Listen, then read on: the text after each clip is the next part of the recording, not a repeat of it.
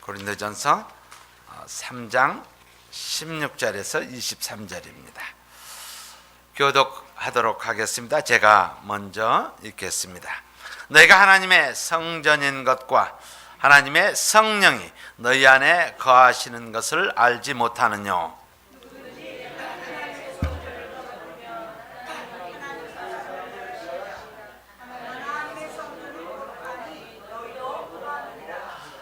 아무도 자기를 속이지 말라. 너희 중에 누구든지 이 세상에서 지혜 있는 줄로 생각하거든 미련한 자가 되어라. 그리하여야 지혜로운 자가 되리라.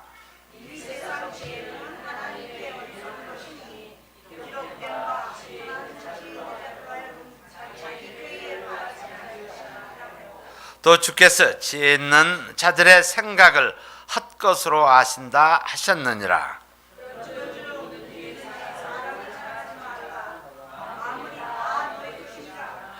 바울이나 아볼로나 게바나 세계나 생명이나 사망이나 지금 것이나 장래 것이나 다 너희의 것이요 너희는 그리스도의 것이요 그리스도는 하나님의 것이니라.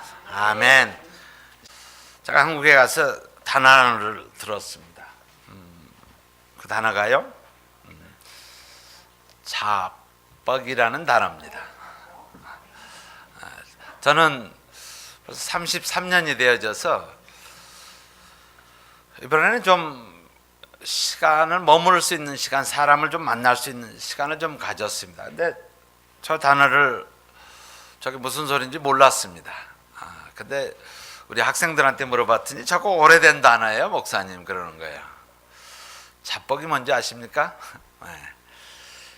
여기는 한문하고 한글을 섞어놔 버렸습니다. 자는 스스로 자자입니다. 그리고 뻑은 우리 뻑이다라는 거예요. 자기 자신을 뻑이는 거죠. 이게 뭐죠? 자기 자신에 도취되어 있는, 취해 있는 사람입니다. 이것을 자뻑 그러면은 주제 파악을 못하는 사람을 자뻑이라고 합니다. 그래서 여러분들 옆에 있는 사람들이 주제 파악 못하면 자뻑 그러십시오. 자뻑. 세상이 참 한국이 많이 변했더라고요. 33년 전에 제가 84년이었으니까 참 어려운 때입니다.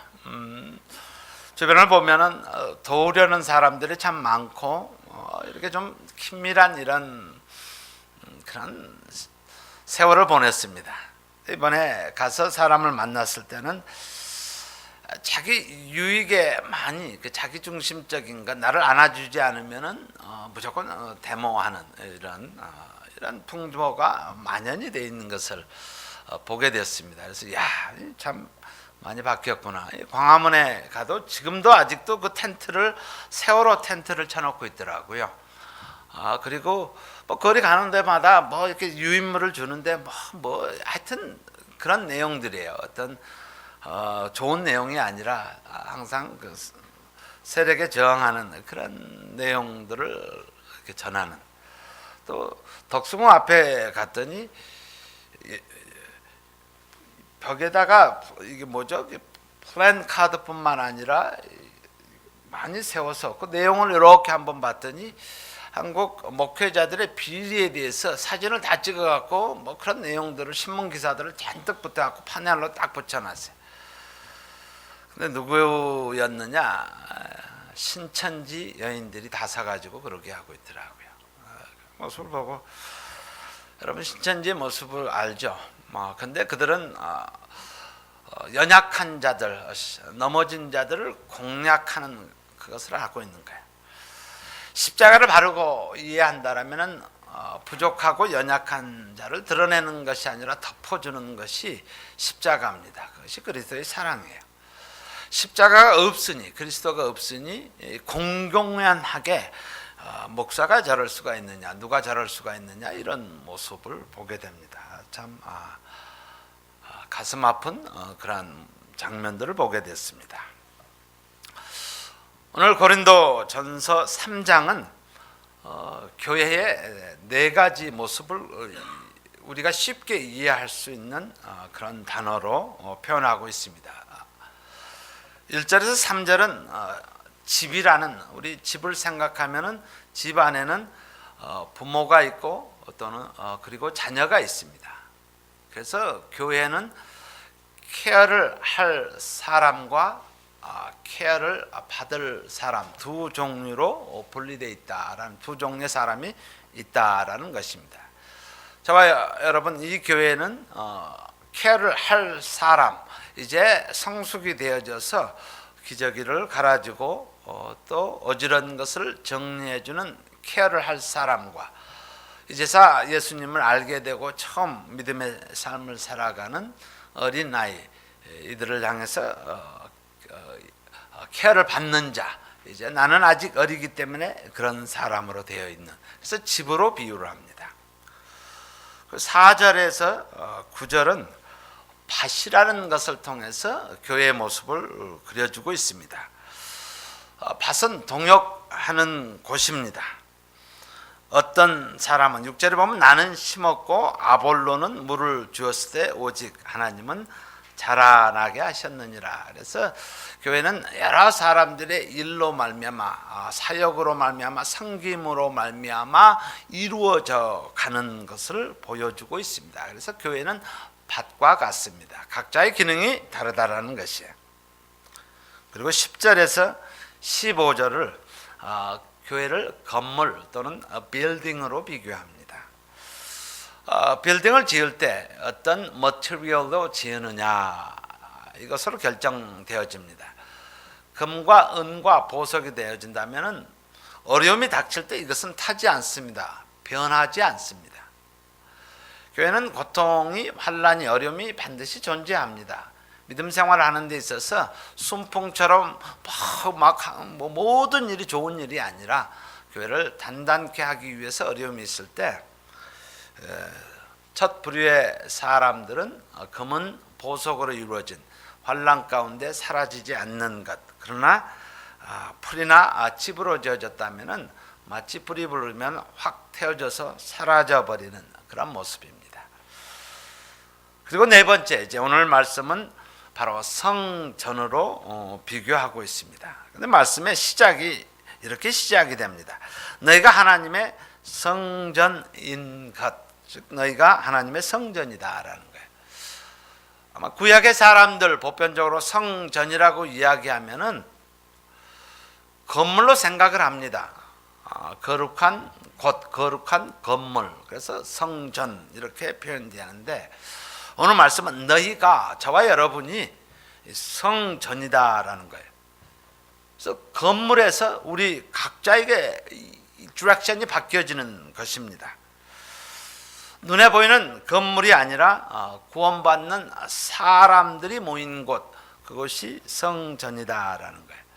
그래서 저와 여러분은 우리 그 브릭 집이 있으면은 브릭이 있으면은 하나하나씩 그것이 모아져서 건물을 이루는 것 이렇게 생각하시면 됩니다. 그래서 저와 여러분은 바로 성전을 이루는 벽돌 하나하나와 같습니다. 이 벽돌이 하나 빠지면은 그 빠진 것을 통해서 건물이 고통스러워하고 힘들어지는 모습입니다. 그래서 성전, 성이라는 것은 holy라는, 그래서 우리는 거룩하다라는 단어를 이해할 때 이것을 holy 이렇게 표현하지만은 하나님의 말씀은 구별하다라는 것이 모든 건물들이 다 비슷하지만 이 건물만은 예배를 드리는 곳, 그래서 거룩한 장소, 성전. 또는 우리는 세상 사람들과 동일한 모습으로 가지고 있지만 하나님께서 우리를 구별시켜야 되는 것, 세상과 구별되어진 저희들, 그래서 이것을 성전이라고 합니다. 오늘 우리 이번 주 암송 말씀입니다. 하나님의 저는 성전은 거룩하니 너희도 그러니라. 우리 모두가 그러한 모습으로 구별된 모습으로 살아가야 한다라는 말씀입니다. 자, 그렇다면은 오늘 말씀을 통해서 교회를 이루고 있는 저희들 그리스도인은 성도들의 삶이라는 게 어떤 것인가를 두 가지로 요약하도록 하겠습니다. 첫 번째는 16절과 17절입니다. 성전 의식을 가지고 살아가자라는 거예요. 하나님께서 너희는 하나님의 전이다. 그리고 하나님의 성령이 여기 다음에 또 단어가 너희 안에 거하시는 것을 알지 못하느냐라는 거예요. 저희 안에 지금 하나님의 영이 거주하고 계시다라는 거예요. 그래서 우리는 다릅니다. 세상이 전혀 느끼지 못한 부분, 보지 못한 부분을 우리는 보고 있는 존재들입니다. 같은 물질을 봐도 세상 사람들 자기를 축적하기 위해서, 뺏기 위해서 열심히 살아갑니다. 그러나 우리는 이 물질이 하나님의 나라를 위한 툴로, 도구로 사용하는 그 모습입니다. 이것을 가지고 한 영혼이 회복되며 한 영혼이 예수님을 주를 만나는 그런 모습으로 살아갈 수 있도록 그 꿈과 비전을 보게 됩니다. 그래서 성령이 우리 안에 거합니다. 이거는 huge difference입니다. 엄청난 차이를 가지고 인생을 살아가는 데 있어서 엄청난 차이를 가지고 살아가게 됩니다. 근데 성전이란 단어를 우리가 대할 때마다 마가복음 우리 11장 15절에서 18절 말씀이 기억나실 겁니다. 예수님께서 6월절에 이르러서 성전에 들어가셔서 15절에 보시면은 마가복음 11장 15절에 보시면 들어가시니라. 예수께서 성전에 들어가서 성전 안에 매매하는 자들을 내어 쫓으시며 돈 바꾸는 자들의 상과 비둘기 파는 자들의 의자를 둘러 엎으시며 라는 성전 정화, 이런 모습으로 네 단어로 요약합니다. 성전 안에 도대체 무슨 일이 있었길래 예수님께서 성전을 뒤집어 지금 장사하는 돈 바꾸는 자, 비둘기 파는 자를 뒤집어 엎으셨는가라는 거예요. 디아스포라 유대인들입니다. 유대인들이 자기 나라를 떠나서 먼 이방 땅에서 살다가 6월절이 되면은 그들이 예배를 드리기 위해서, 6월절을 지키기 위해서, 마치 우리 추석이나 명절 때 멀리 살다가 자녀들이 모여서 부모를 보는 그런 모습처럼 이스라엘 백성들이 디아스포라 살다가 6월절을 맞아서 이제 하나님께 예배하기 위해서 모여듭니다. 그러면은 그들이 사용하고 있는 물질 또는 또 그 다음에 재물을 드리기 위해서 그들을 오게 됩니다. 그러나 그것을 짐승을 다 들고 올 수는 없잖아요. 그리고 그들의 주머니에는 물질을 드리기 위해서 준비된 동전이 있습니다. 근데 그 동전은 사는 곳곳에 따라서 다릅니다. 그러나 그 동전에 유일하게 드려질 수 없는 이유가 그 유대인들에게 있다라면은 사람의 얼굴이 박혀져 있습니다. 그래서 우상 숭배형 마음으로 그것을 드릴 수가 없습니다. 그래서 그들의 편리를 위해서 돈을 바꿔주는 그러한, 그래서 돈을 바꾸는 자들이 있습니다. 그래서 원래 시작은 그들이 가지고 있는 것은 우상, 사람의 형상에 그려져 있는 동전이라 드릴 수가 없어서 그것을 바꿔주는 일로 시작이 됐습니다. 또한 재물을 파는 자, 재물을 다 들고 올 수 없잖아요. 먼 나라에서 가지고 올 수가 없어서 거기 와서 이제 흠 없는 재물을 드릴 수 있도록, 사서 드릴 수 있도록 했습니다. 근데 시간이 지나다 보니 상인들과 결탁을 해서 흠 있는 동물, 비둘기나 이런 것을 이익을 남기기 위해서 드려지게 됩니다. 원래 마음은, 의도는 좋았습니다. 그들을 어떻게 도울 것인가 시작을 했다가 나중에 돈을 바꿔주면서 바꿔주는 대가를 받는, 환전하는 대가를 받게 되고, 이것은 하나님의 전에서 이루어지는 것입니다. 그리고 흠없는 동물을 드려야 함에도 불구하고 그들의 유익을 위해서 흠 있는 것으로 팔아서 유익을 챙기는 그런 모습으로, 소위 말해서 장사치로, 예배의 의도 그것이 있는 것이 아니라 장사치로 변하는 모습을 보고 예수님께서 성전을 이들을 뒤집어 엎는 그런 모습이 보이게 됩니다.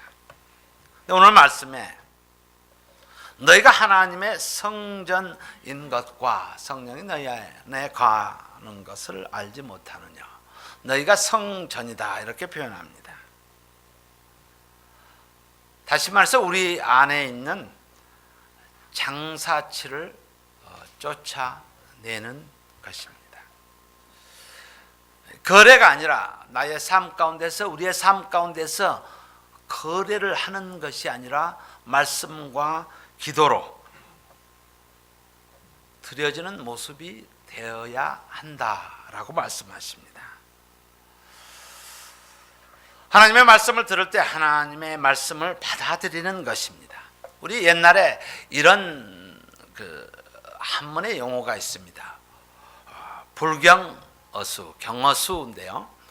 말씀을 물에 비치지 않는다. 그리고 그 다음에 경어인, 말씀을 사람에게 비친다라는 거예요.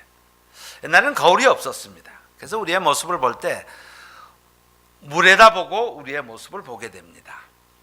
근데 경을 물에 비치지 말고 경을 사람에게 비춰라, 이런 말씀입니다. 다른 사람을 통해서 내 모습을 보게 된다라는 거예요. 물속에 보면은 나르시즘이 되어져요.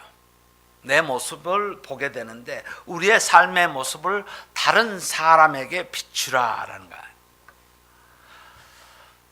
그래서 가까이 있는 사람의 모습이 내 모습이 되어진다라는 거예요. 내 주변에는 왜 이렇게 벌과 나비가 많은가요? 왜 그럴까요? 내가 꽂히기 때문입니다. 내가 꽂히면은 벌과 나비들이 많이 모여듭니다. 네, 반대로 한번 생각을 해봅시다. 내 주변에 웬 거지가 많은지 모르겠습니다. 그러니까는 나의 모습이 그런 모습으로 보여지기 때문에 그렇게 모여지게 되어진다라는 거예요. 우리는 하나님의 말씀을 보게 되면 이 말씀이 나를 비춰준다라고 합니다. 그렇죠? 이 말씀을 통해서 내 모습을 깨닫게 되어지는 것이야. 그 은혜가 되는 거예요. 말씀을 통해서 내 모습을 알게 되어진다라는 거예요. 우리 교회가 이 성경 공부가 이제 다음 주 시작이 됩니다. 그럼 말씀을 들으면은 나의 영적인 상태가 드러나게 됩니다. 리빌이 되어져요. 말씀을 듣게 되면, 말씀을 보게 되면, 말씀을 묵상을 하게 되면, 기도를 하게 되면 내 모습이 비춰지게 되어진다라는 거예요. 하나님의 영광 앞에서 있는 이사야가 입술의 부정함을 고백하는 것처럼 하나님을 만났을 때 내 모습을 보게 된다라는 거예요. 성경 공부를 하는 데 있어서 중요한 것은 그래요. knowledge base, 지식의 근거가 되어지는 것이 아니라 내 모습을 보는 시간이 되어져야 합니다. 이 말씀을 통해서 나라는 존재가 어디에 있는지 그 모습을 보게 되는 거예요. 그래서 비추다라는 것. 예수님께서 이 땅에 오실 때 빛으로 오셨다라는 것은 비추다라는 것이에요. 내 모습을 보게 되어진다라는 거예요. 사람은 참 안 바뀌어집니다. 저 스스로를 봐도요, 참 안 바뀌어져요. 우리는 바뀌기를 기대합니다.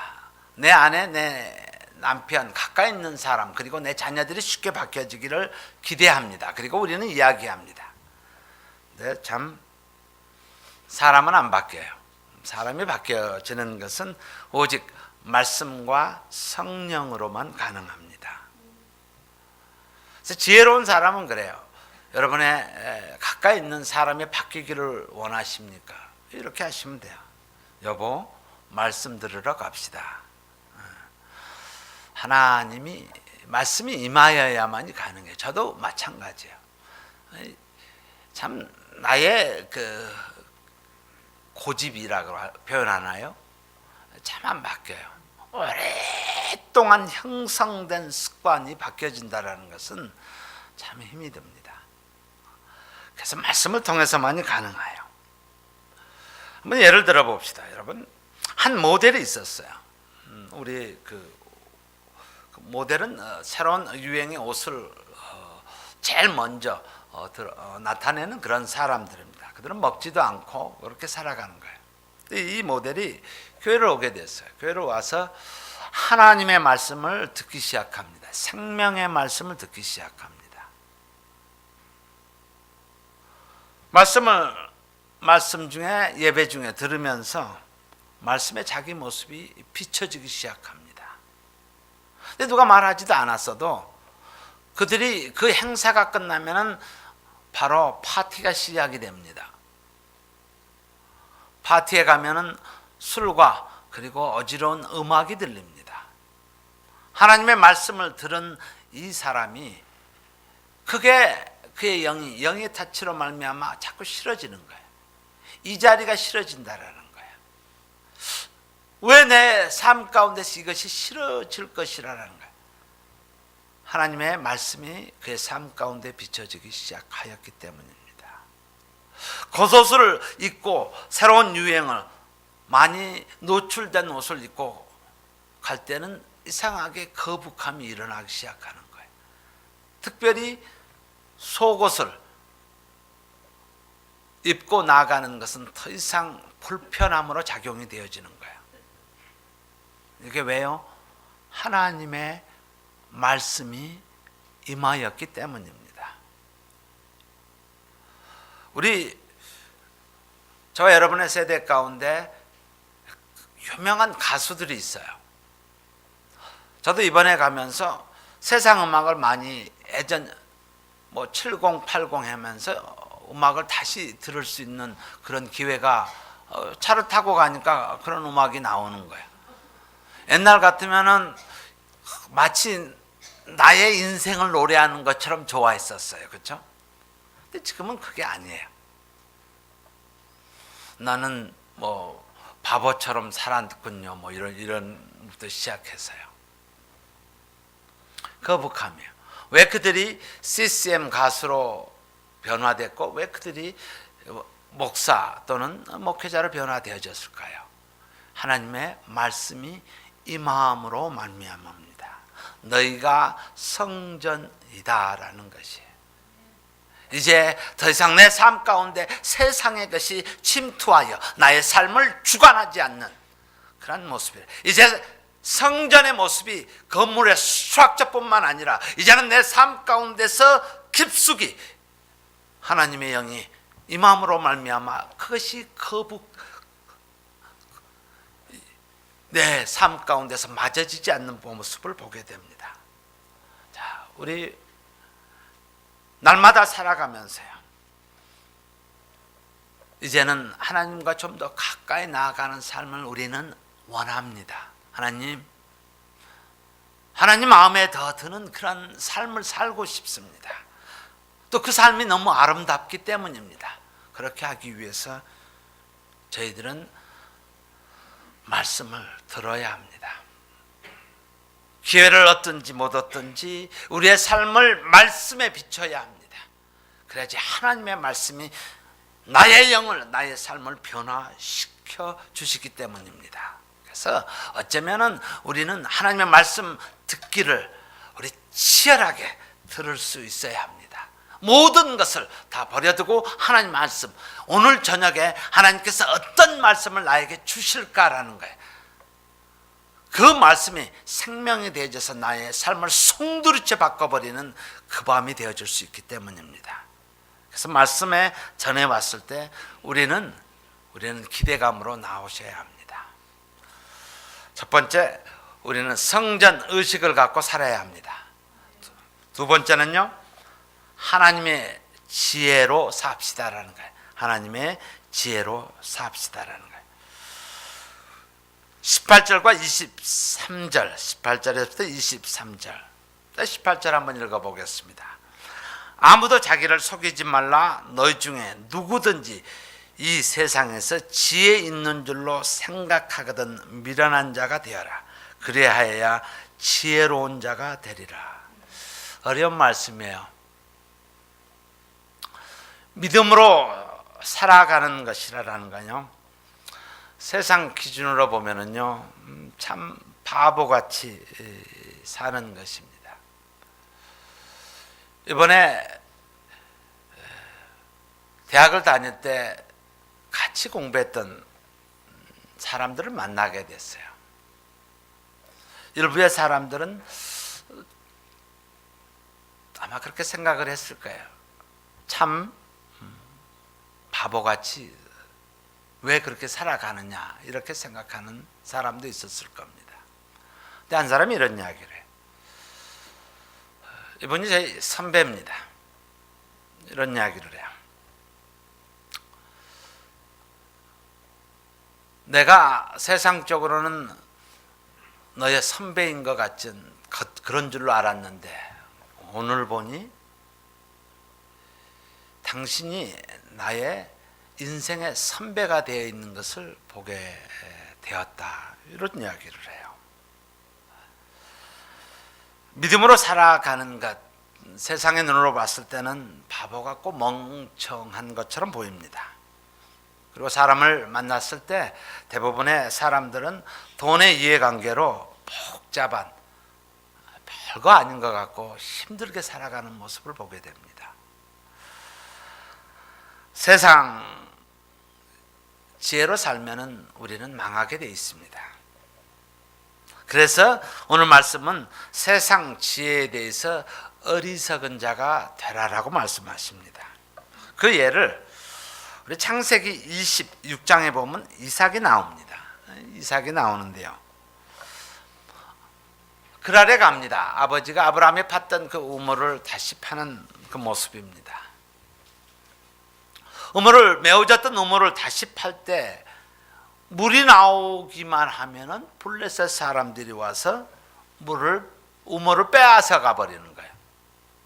이거는 한 번도 아니고 팔 때마다 그러는 거예요. 3번씩이나 그러는 모습입니다. 이런 생각을 한번 해봅니다. 내가 열심히 애써서 우물을 팠어요. 근데 세상 사람들이 뺏어가는 거야. 내가 아직 세상에 속한 자라면은 열심히 우물을 팠는데 누가 와서 뺏어가 버리는 거예요. 어떻게 하겠습니까? 세상 사람 같으면 싸워야죠. 그렇죠? 소송도 걸고 재판도 해서 법적 대응을 해서 찾아와야죠. 아멘요?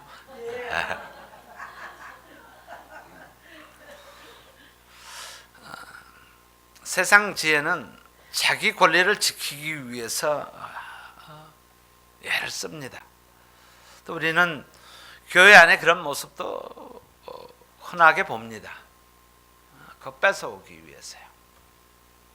근데 26절 창세기 26장 28절에서 29절에 보시면은 제가 한번 읽어드리겠습니다. 그들이 가로되 여호와께서 지금 불신자의 고백입니다. 여호와께서 너와 함께 계심을 우리가 분명히 보았으므로 우리 사이 곧 우리와 너희 사이에 맹세를 세워 너와 계약을 맺으리라 말하였노라. 너는 우리를 해하지 말라. 이는 우리가 너를 범하지 아니하고 선한 일만 내게 행하며 너로 평안히 가게 하였음이니라. 이제 너는 여호와께 복을 받은 자니라. 세상 사람들이 보기에 미련해 보이지만은 하나님의 지혜로 산 자의 모습입니다. 하나님의 지혜로 살면은 대적이 오히려 두려워합니다.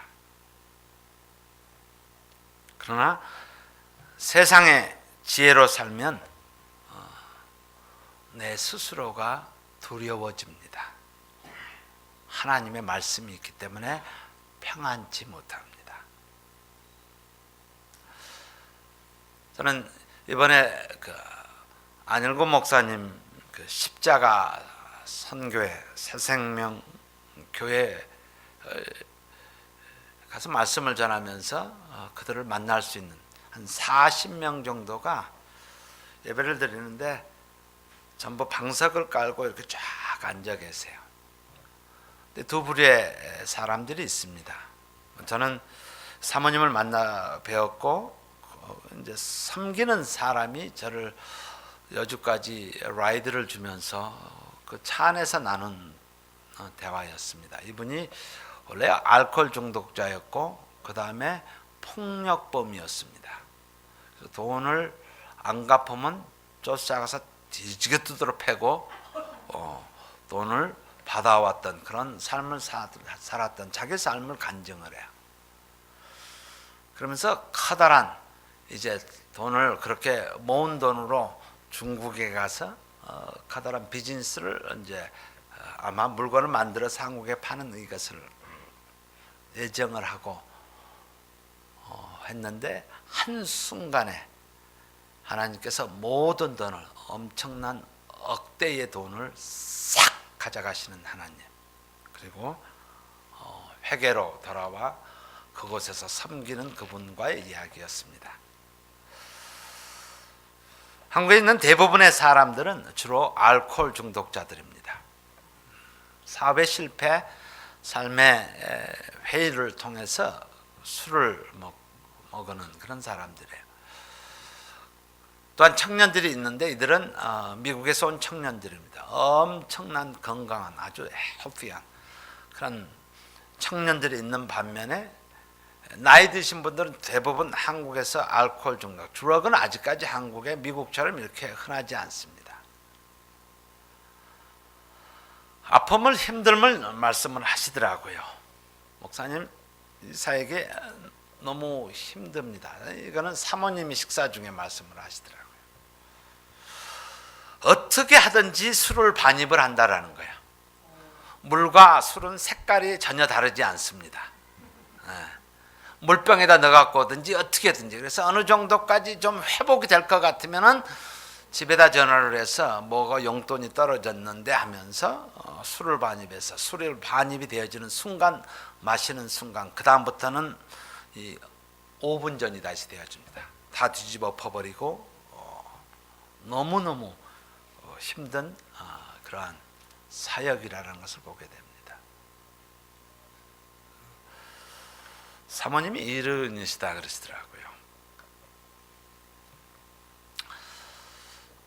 세상에 보기에는 이 섬김이 어리석고 우둔한 것처럼 보이지만, 그러나 그 사역 가운데 영혼이 회복이 돼서 감격으로 운전을 하며 찬양하는 그런 사람도 있다라는 사실이에요. 우리는 하나님의 지혜로 살아가는 자들입니다. 하나님의 지혜는 전체를 보는 것입니다. 한순간 일부를 보는 것이 아니라 전체를 보는 것이, 한 영혼이 하나님 앞에 온전히 서서 사용되어지는 그것을 보는 것입니다. 때로는 아픔이 있고 고통이 있을지라도 전체를 보고 한 영혼이 궁극적으로 하나님께서 은혜 주셔서 그가 하나님 앞에 영광을 돌리고 살아가는 그 모습을 보는 것입니다.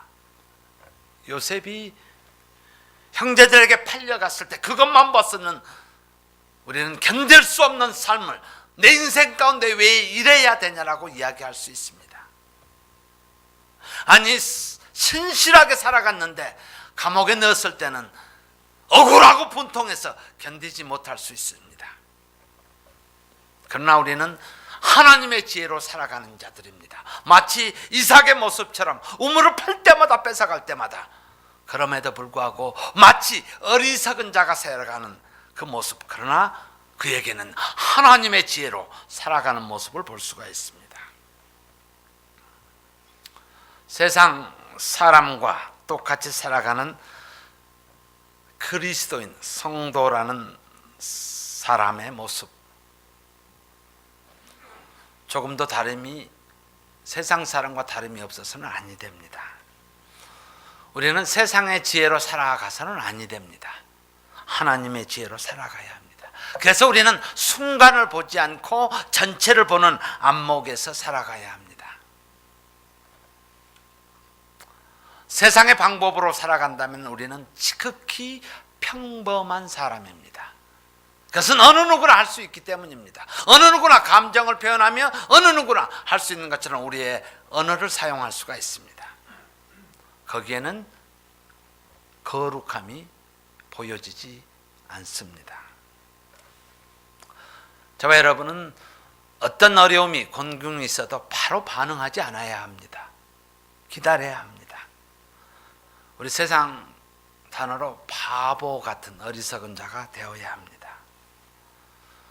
많은 믿음의 사람들은 바보가 돼본 적이 없기 때문에 무력합니다. 이삭은 바보 같은 모습입니다. 요셉은 마치 바보 같은 모습이에요. 세상 사람이 보기에는 저렇게 억울함을 당하고도 저 왜 저럴까, 바보 같은. 우리 모두는 믿음 생활하면서 어려움이 있을 때 좀 바보가 되어줘도 괜찮아요.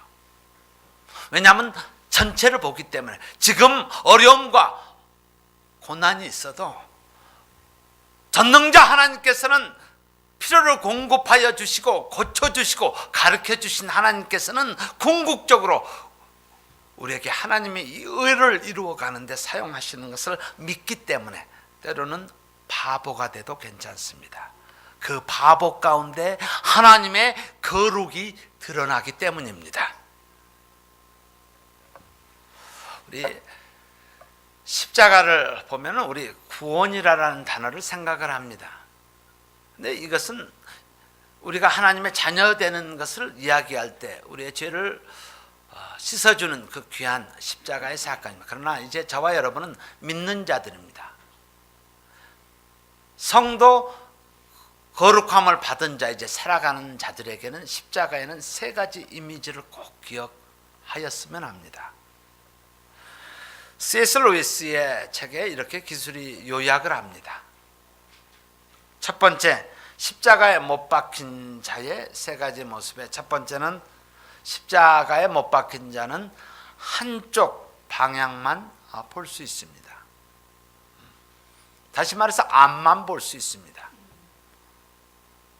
뒤에서 누가 뭐라 그래도 뒤를 돌아볼 수 없습니다. 우리는 어떤 음성, 어떤 모습이 내 뒤에서 들릴지라도 바보처럼 살아가면 됩니다. 앞만 보고 나아가면 됩니다. 두 번째, 십자가에 박혀 있기 때문에 돌아갈 수 없습니다. 다시 말해서 옛 삶을 다시 추구하지 않습니다. 이제 너희는 새 사람이 된 사람들입니다. 못이 박혀 있기 때문에 갈 수가 없습니다. 가고 싶어도 갈 수 없습니다. 그리고 마지막 세 번째는요, 십자가에 못 박혔다라는 것은 자신의 계획은 무효가 된다라는 것이에요. 오직 하나님의 손에, 예수님의 손에 넘어간 자로서 살아가는 것입니다. 더 이상 나의 플랜은 존재하지 않습니다.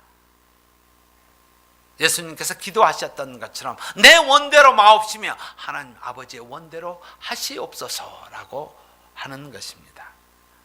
저와 여러분은 못 박힌 자들입니다. 이 교회는 못 박힌 자들의 모여있는 곳, 예배 드리는 곳입니다. 우리의 시선을 앞으로 봅시다. 누가 뭐라 그래도 바보처럼, 마치 이삭처럼 뺏어갈지라도 바보처럼 어리석은 자처럼 보여주는 것, 그리고 박혀져 있기 때문에 옛 삶, 옛 생활을 다시 찾아가지 않는 것입니다. 이제 새로운 삶을 찾아서 나아가는 것입니다. 그리고 내 삶은 성령께서 함께 하셔서 하나님의 의를 이루기 위해서 나아가는 것입니다. 제가 한 젊은 10년 전에 예수님을 영접하고 들어간 자매를 만났습니다. 교사를 오랫동안 했음에도 still 부정규직에 있습니다. 영어도 잘합니다. 아주 플루언트하게 잘합니다. 그러나 배경이 없어서 부정규직으로 있습니다. 한 정권에 의해서 그것이 지금까지 유지되고 그것이 개선되지 않고 있는 것을 향해서 데모하고 그런 모습을, 제가 이런 이야기했어요. 우리의 의는 justice가 아니라 righteousness라고 이야기했습니다. 세상은 justice를 원합니다. 그러나 저희는 righteousness입니다. 십자가의 보혈입니다. 그들을 향해서 긍휼히 여겨주며 하나님께서 맡겨주신, 주일학교에서 맡겨주신 자녀들, 그리고 학교에 맡겨준 그 자녀들에게 영원히 잊을 수 없는 선생, 멘토가 되라고요. 이거보다 더 큰 일은 없다라고 제가 잠시 이야기를 해준 적이 있습니다. 우리의 삶은 저스티스가 아닙니다. righteousness는 우리는 십자가에 못 박히는 삶입니다. 왜 그래라가 아니라 그것을 보고든 우리가 낮아져서 내려가 그들을 섬기는 자 되어야 하는 것이기 때문입니다. 너희는 성전이니 참 무서운 말씀입니다. 자, 여러분 오늘 말씀을 통해서 두 가지를 꼭 기억하였으면 합니다.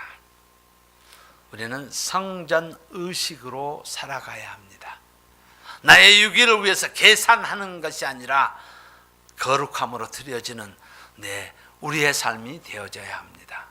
두 번째는 하나님의 지혜로 살아가야 합니다.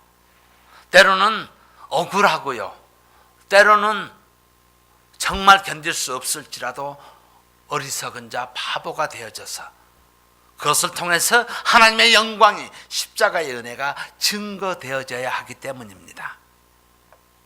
우리는 좀 바보같이 삶으로 말미암아 그러한 하나님의 은혜 가운데 들어갔으면 합니다. 십자가 다시 한번 생각합시다. 십자가는 구원입니다. 그러나 구원된 자의 삶을 살 때 앞만 보고 갑시다. 뒤에서 어떤 소리가 들려도. 그리고 우리는 바뀌어있기에 옛 삶을 추구하지 않습니다. 그리워하지 않습니다. 그리고 우리 안에 오직 하나님의 말씀이 성령이 임함으로 말미암아 예수 그리스도의 보혈을 증거하는 저와 여러분의 삶이 되기를 주의 이름으로 축원합니다.